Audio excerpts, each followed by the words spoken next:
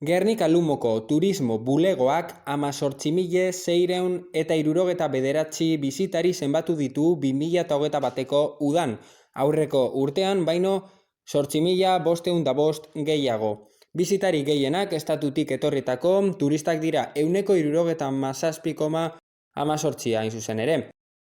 Beraz, 14.422 pertsona dira estatutik etorritakoak.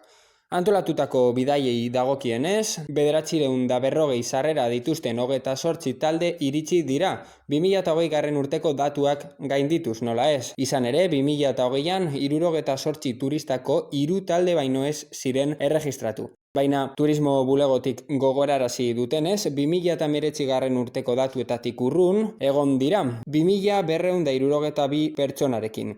Orduan, 93 talde iritsi baitziren.